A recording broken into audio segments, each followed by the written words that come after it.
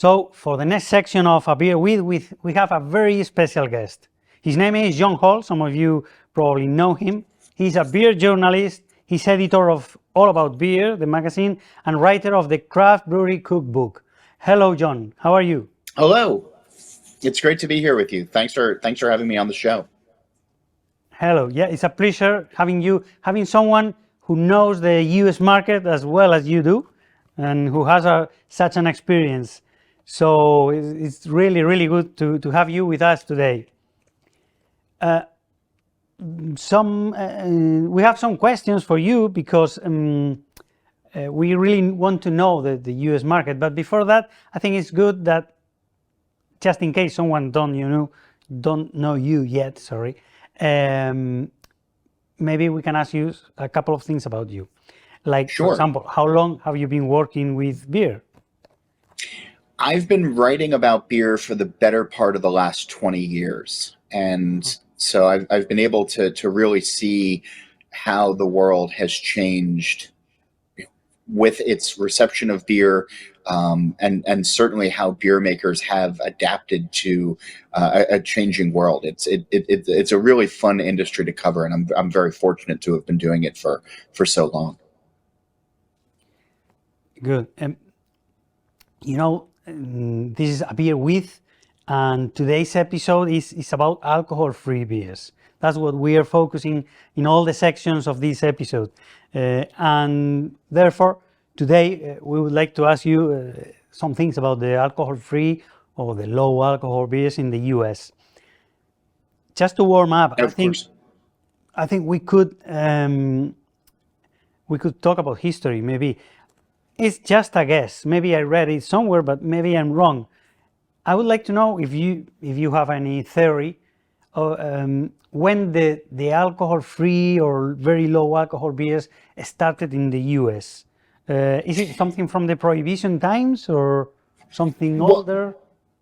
Well, certainly, brewers were making malt beverages without alcohol prior to Prohibition, but it was during our Prohibition period here in the United States from 1920 to 1933 where a lot of breweries that tried to survive the banning of alcohol sales and manufacturing turned to non-alcoholic beer.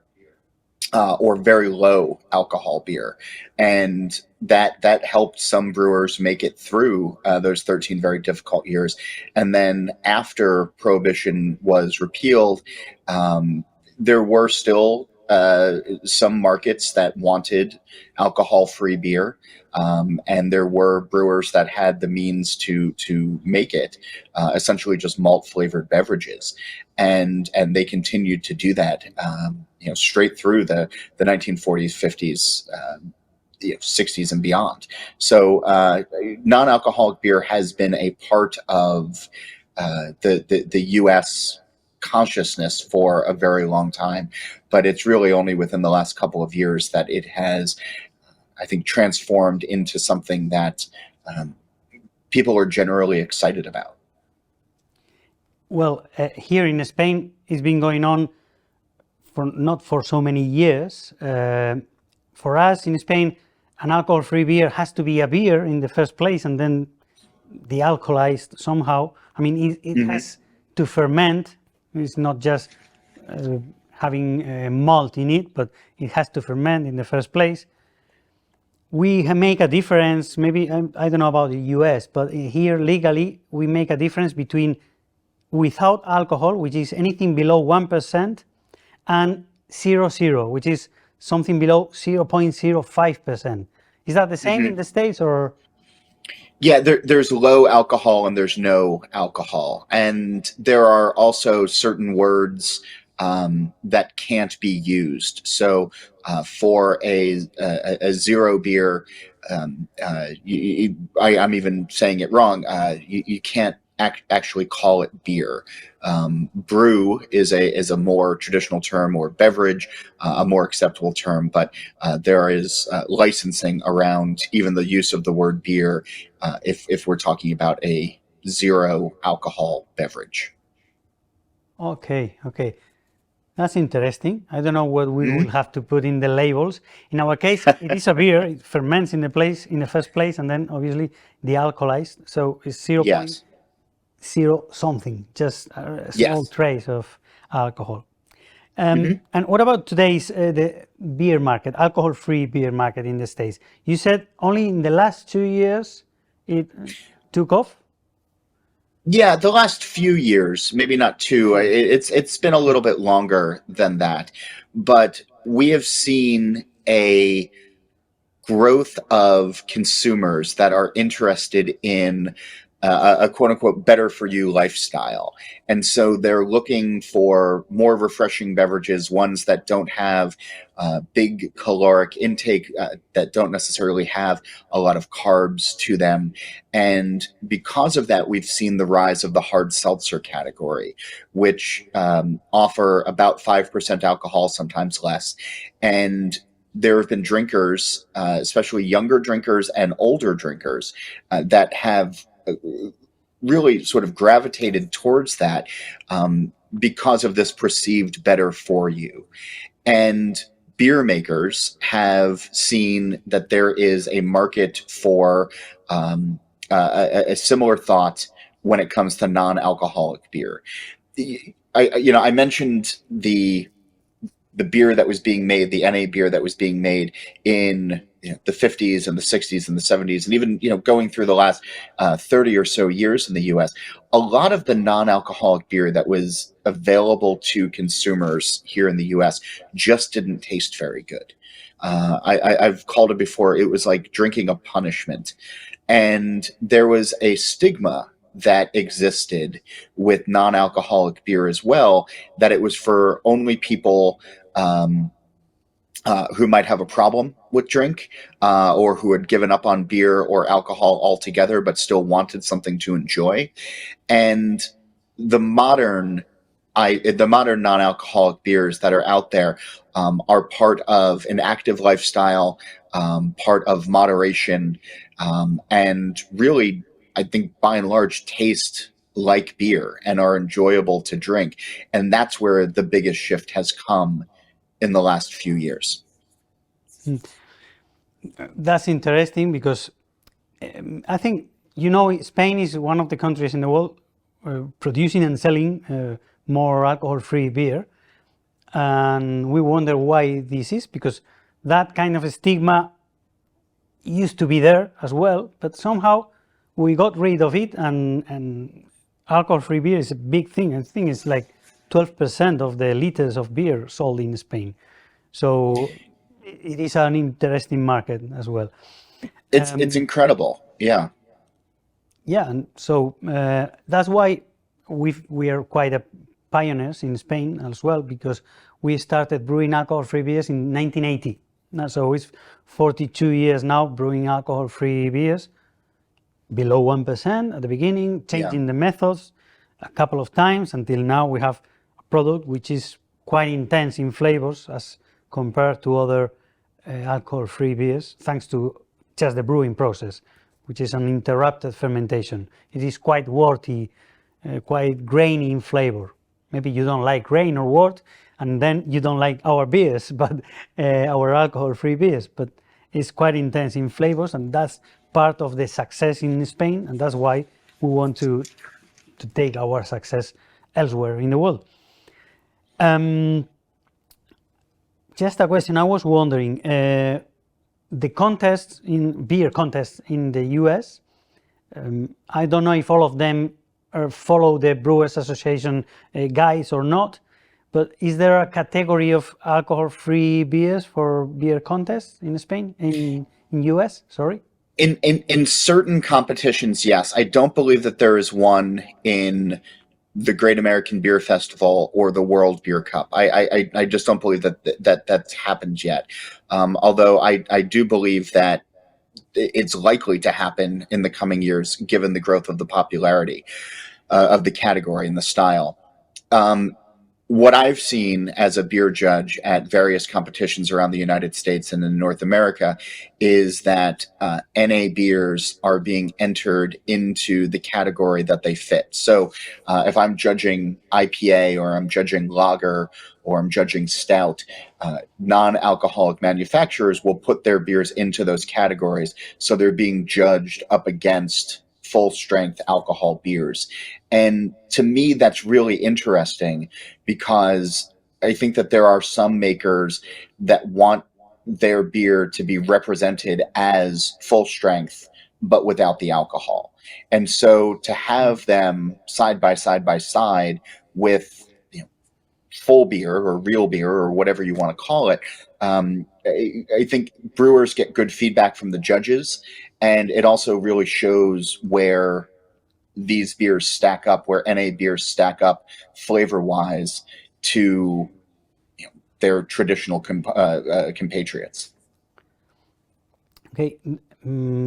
By the way, do every brewer have an alcohol-free beer in the States now, the craft brewers? Or No, but quite a few are getting into it. I think that there is an interest that a lot of brewers have of all sizes to offer a non-alcoholic component, but the technology is out of reach for a lot of small brewers. Not only the dealcoholizing process, but also tunnel pasteurization, which is critically important. Not every brewery has access to a tunnel pasteurizer to make sure that the beer or the beverage that's getting to the consumers is not going to have any pathogens that unwanted pathogens. So we have seen some of the larger brewers in the United States. The ones that are based here in the U.S. Certainly get into the NA game. We have seen some startups that have dedicated themselves exclusively to non-alcoholic beer.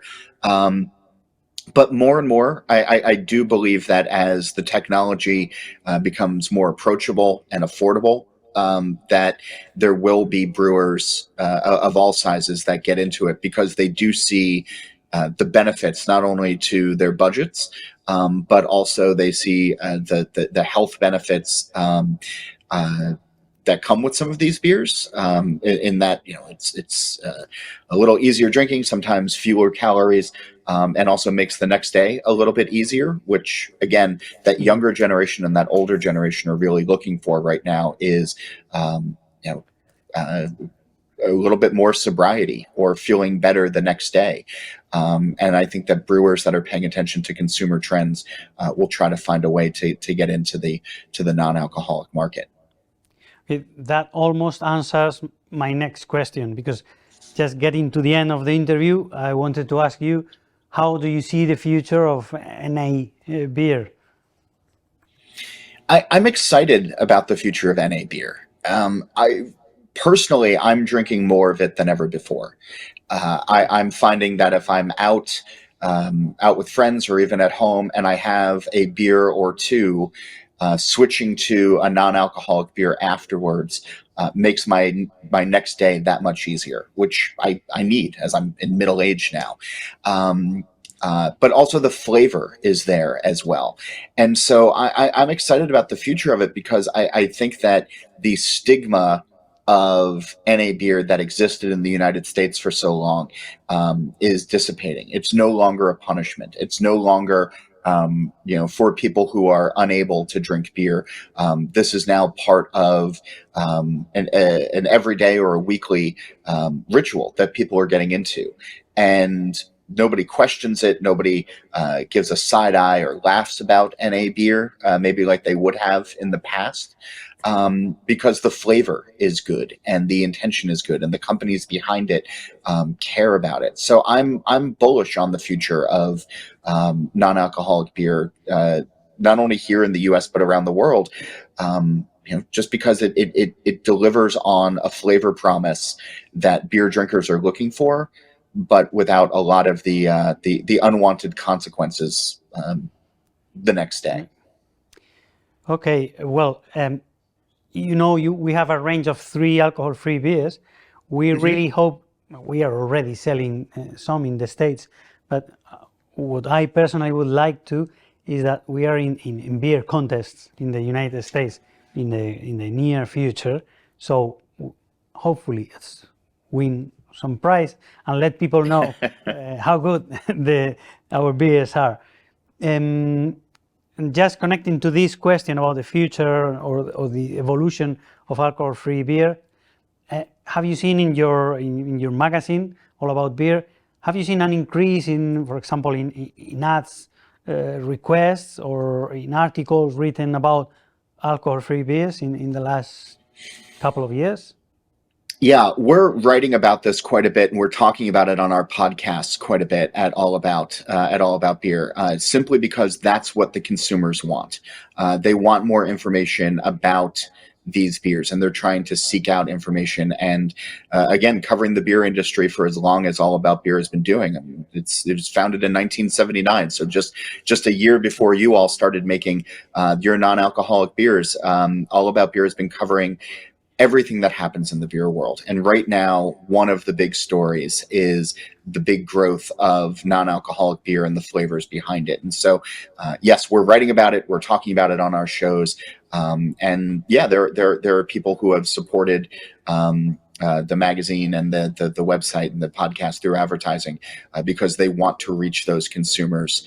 And we're finding that those consumers want to be reached. So I don't see us changing our coverage anytime soon, because it is an exciting world to be covering. There's new stories coming out all the time, new beers coming out all the time, new entrants coming into the space all the time, and we're going to be here to chronicle it as it happens.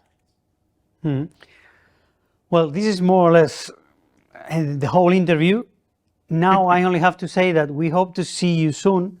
We had planned a visit from you this year. It was impossible, but we hope to see you very, very soon. You are invited to come to visit us, the Holl brewery, of course, the city of Coruña, and also our Museum Mega, which is, by the way, the only beer museum in Europe which is placed inside a working brewery. And I think that makes it a quite interesting one. I agree. I'm so thrilled that the world has reopened again, and that we're all able to travel and get together and clink glasses in person and try different things. So I look forward to seeing you in person, hopefully in the near future. Thank you so much, John. See you soon. Thank you. Bye. Thank you.